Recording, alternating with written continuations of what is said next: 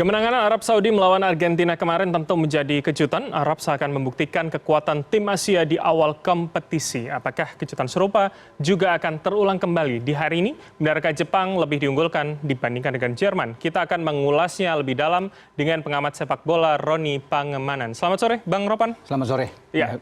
Oke, sebelum kita membahas ini tentu pertanyaan semua orang apakah kemudian Jepang, Jerman, apakah mengulang kemudian Arab Saudi. Saya minta analisis Anda dulu. Ketika kemarin Arab Saudi bisa menekuk 2-1. Luar biasa ya. Ini kan mengejutkan seluruh dunia. Iya. Apa kemudian kuncinya? Tidak ada memang yang menduga bahwa Argentina sebagai favorit yang banyak disebut-sebut banyak orang ya. Mereka calon menjadi juara dunia apalagi ada Messi di sana. Betul.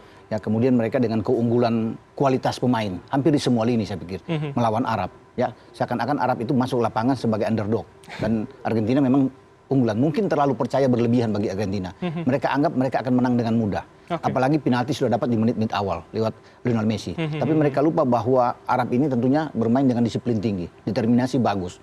Artinya mereka fokus dalam pertandingan ini.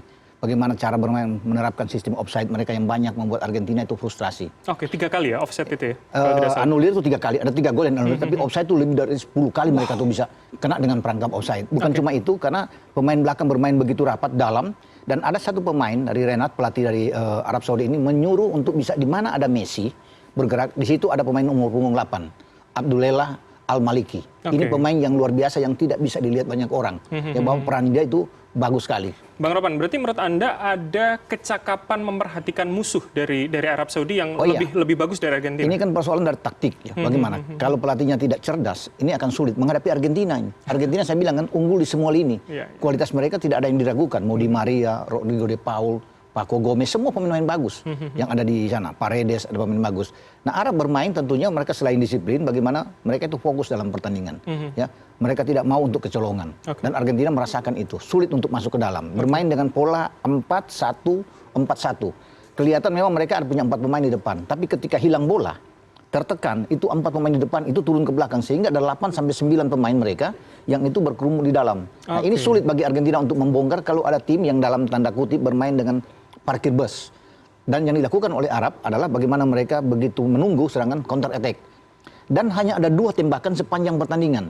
On target namanya. Nah, dua-duanya menghasilkan gol bagi Arab Saudi. Argentina ada 6 on target dari percobaan lebih dari 10 tembakan, tapi cuma 1 gol, itu pun dari penalti. Karena pertahanan yang mundur sangat tadi kuat tadi ya. Dengan terapnya sistem offside mereka yang sangat bagus, ini faktor harus disiplin bermain. Ya, di samping mereka tentunya fisik harus kuat bisa menghadapi dengan Argentina. Kan kelebihan teknik juga Argentina bagus. Betul. Penguasaan bola, ball position mereka ada di atas pemain Arab. Arab hanya menunggu aja, tapi sulit bagi Argentina untuk membongkar mereka. Menembus pertahanan mereka. Kalau sudah ada 8-9 orang, ini buntu bagi Argentina. Termasuk kemudian kemampuan dari kiper Arab kemudian. Ini bagus. menjadi perhatian orang Muhammad juga. Al-Owais bagus bermain. Banyak penyelamatan save gemilang yang dilakukan oleh penjaga gawang Arab ini. Kalau nggak ada dia juga salah satu yang bisa jebol gawang Arab. Ya, ada sandukan dari Messi, dari Julian Alvarez, semua digagalkan oleh dia. Tapi itu tadi saya bilang kembali bahwa mereka punya nomor 8 yang sangat bagus, bergerak mobilitas yang sangat tinggi. Kemana Messi pergi, di situ ada dia. Membayangi terus Al-Maliki ini. Memang sengaja ditugaskan untuk bisa meredam Messi. Jangan sampai bola-bola itu bisa jalan ke depan kepada Angel Di Maria. Maksudnya ini yang membuat sulit bagi Messi untuk bisa berkembang dalam pertandingan ini. Oke, Bang Ropan, ini kemudian bisa kita cermati hanya kemudian meningkatnya kemampuan dari Arab Saudi, atau kemudian ini bisa melihat bahwa tim-tim underdog, tim Asia yang mungkin tidak diperhitungkan itu akan bisa menjadi kejayaan di Piala Dunia kali ini? Bisa aja dengan ada kemenangan dari Arab ini kan bisa membangkitkan juga motivasi lain, termasuk Jepang, termasuk Korea yang ada di grup H, karena di grup H ini kan grup maut juga. Ada Portugal, ada Uruguay, ada Ghana sana. Siapa tahu Jepang akan membuat kejutan juga ketika mereka menghadapi tim kuat, tim raksasa seperti Jerman, dan itu yang kita akan tunggu. Termotivasi dari kemenangan melawan Arab. Itu yang kita tunggu. Setelah Qatar kalah, setelah Iran kalah, ini wakil-wakil Asia, tapi sekarang kita tunggu dengan Jepang, gitu. Oke, kalau pembacaan Anda Bang Ropan, akan seperti apa? Kita mulai dari komposisi pemain. Disebutkan katanya Jerman terlalu banyak pemain muda, jadi tidak diunggulkan. Seperti apa pembacaan Anda? Kalau dari segi kualitas, Jerman di atas Jepang. Tapi kan Jepang ini pemain yang ulet. Pemain Jerman yang tua itu cuma Neuer, kapten mereka ya, 36 tahun. Kemudian ada 33 tahun tuh Thomas Muller. Selebihnya memang anak-anak muda. Tapi mereka kan kehilangan Sané. Ya, di sini Leroy Sané, cedera. Ini juga agak sedikit berpengaruh karena dia bermain dari sisi kiri. Praktis mereka hanya akan memainkan Hansi Flick sebagai pelatih ini dengan false nine. Tidak ada striker nomor 9 di sana. Karena Füllkrug juga yang diharapkan itu cedera. Main dari Werder Bremen. Pasti akan Kai Havertz yang ada di depan. Di belakangnya ada Thomas Muller. Dibantu oleh Gnabry dan Musiala. Ini pemain muda, anak muda. Mungkin 19 tahun saat ini. Nah, dua pivot mereka itu akan dikerjakan dengan baik di lapangan oleh Leon Goretzka dan Joshua Kimmich. Inilah keuntungan Jerman dengan tentunya akan bermain dengan 4 back. Sule dan Rudiger mungkin akan dimainkan lebih dulu. Kehrer akan bergerak di kanan. Ya, kemudian David Raum di kiri. Artinya pertahanan akan Anda prediksi lebih kuat daripada serangan Jerman nanti? Iya, Jerman bermain dengan 4-2-3-1, pasti mereka akan dengan 2 fullback mereka yang akan diaktifkan untuk bisa membantu serangan. Ya, David Raum di kiri juga dan Thilo Kehrer di kanan untuk bisa terus membantu di lini depan. Gnabry ada di sana, ya ada Musiala dan Muller. Itu yang kita akan tunggu. Tapi kan Jepang bahaya juga. Bagaimana pembacaan Anda soal komposisi Jepang? Iya, Moriyasu sebagai pelatih, saya pikir saya tertarik dengan perkataan Moriyasu. Dia bilang dia tidak gentar menghadapi Jerman, ya. Kita harus berani bermain agresif, bermain terbuka. Ini bagus, memotivasi seorang pelatih terhadap tim asuhannya untuk jangan gentar menghadapi tim dengan nambah besar. Karena kan Arab sudah melakukan itu. Betul. Sekarang giliran bagi Jepang untuk bisa menaklukkan Jerman. Kalau Korea bisa mengalahkan Jerman di 2018, kenapa mereka tidak bisa? Dan Jepang 4 tahun lalu itu membuat kejutan, lolos sampai perempat final. Hampir saja mereka lolos ke semifinal. Pertanyaannya adalah ketika orang banyak yang mengunggulkan Jepang, apakah kemudian karena Jerman dianggap tidak banyak membawa pemain seniornya, atau kemudian ada hal baru yang kemudian akan bisa menjadi surprise untuk Jepang? Jerman datang kan dengan kekalahan mereka di 2014 itu memukul mereka. Tidak lolos grup kalah lawan Korea, ya, termasuk yang diasuh oleh Shin Tae-yong. Sekarang mereka datang dengan kombinasi pemain muda dan pemain tua.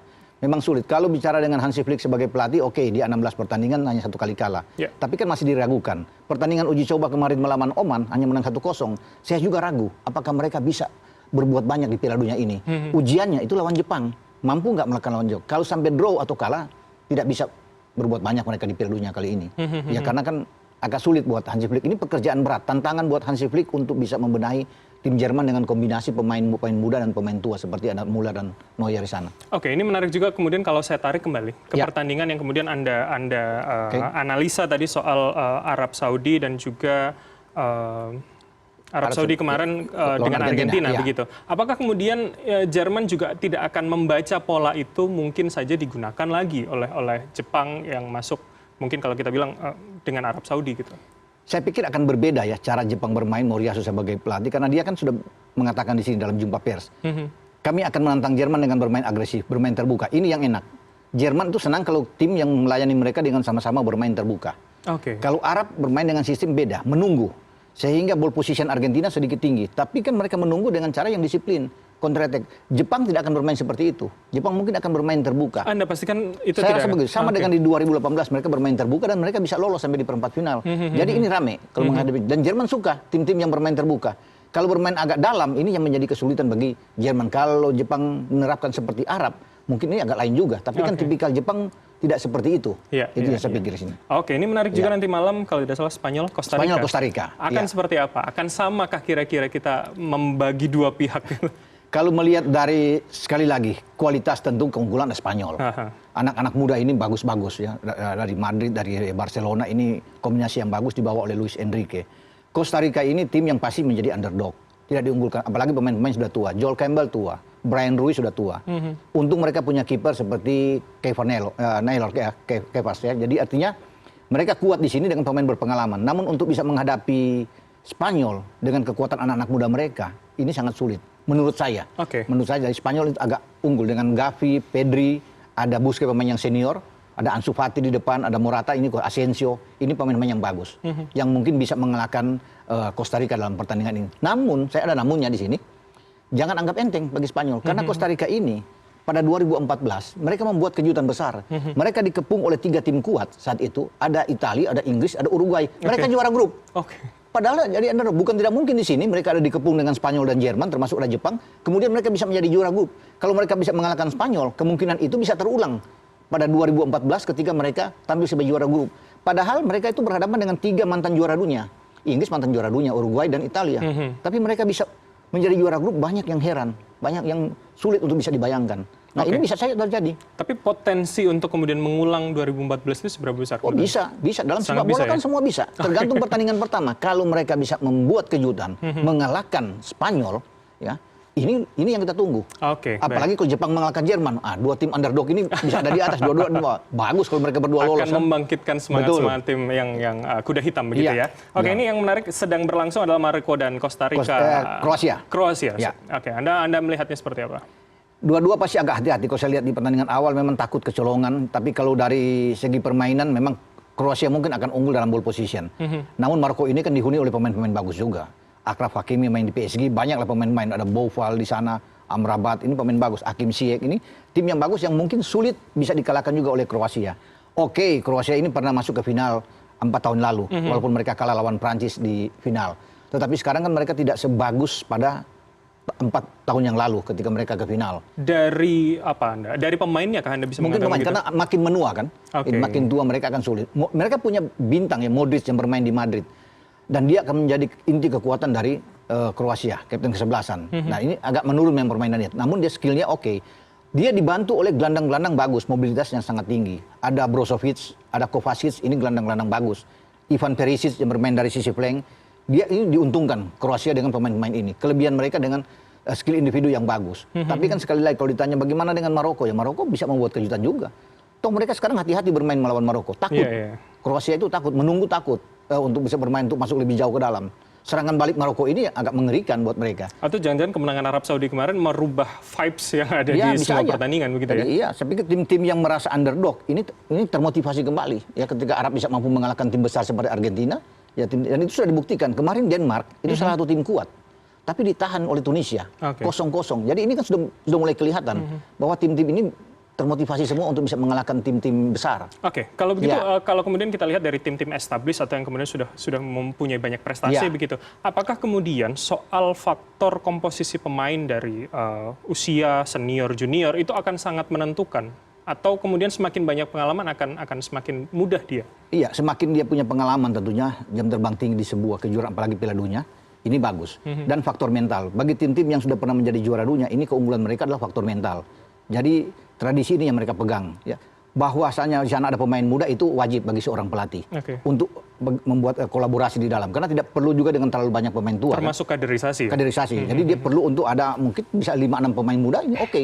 Dengan ada 3-4 pemain yang senior, ini kan suatu kombinasi yang bagus. Sorry, ada komposisi idealkah? Misalkan berapa senior, berapa junior? Misalkan? Enggak ada sebenarnya. Tergantung dari pelatih bisa melihat. Ya. Tapi kalau Spanyol itu kan banyak dengan dihuni pemain-pemain muda memang. Pemain-pemain senior itu cuma mungkin 2-3 orang yang ada di sana. Mungkin Jordi Alba, Busquets yang ada, tapi selebihnya pemain muda. Sama kayak di Jerman.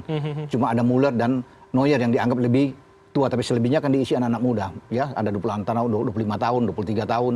Ya, ada 19 tahun Musiala. Bahkan Moukoko itu 18 tahun. Masih bocah sekali. Sangat muda. Sangat muda sekali. Begitu. Oke, ini terakhir kemudian ketika kita sudah mencoba mengulas, saya akan tanya pilihan Bang Ropan. Untuk Jerman atau Jepang? Ya, karena saya Jerman, ya. Saya akan pilih Jerman untuk bisa menangkan pertandingan. Walaupun Jepang ini ulet, tim yang sangat bagus juga, tidak boleh dianggap enteng kan. Mereka bagus. Ya, ada Takumi Minamino di depan, ya, ada Kubo, ini kan tim, ada Hamad Tamada yang bermain di depan. Tapi saya tetap Jerman. Tetap Jerman ya? Yang presentasinya 60-40. Buat Jerman. Iya. Walaupun tadi pelatih Jepang sudah optimis bahwa akan melakukan dengan menyerang. Menyerang, agresif mereka bermain. Nah, tapi ini ditunggu oleh Hansi Flick kan. Ya. Anda jual, kami beli. Begitu istilahnya kan. Berarti kemenangan atau euforia Asia, euforia Arab mungkin tidak akan terulang malam ini? Ya, karena saya bilang Jerman itu tidak akan terulang. Kita akan lihat nanti. Terima kasih Bang Ropan, pengamat sepak bola, soal analisisnya terkait dengan apa kemudian yang mungkin akan terjadi. Apakah kemudian kekuatan Asia akan menjadi salah satu keunggulan di grup C yang akan berlangsung nanti malam.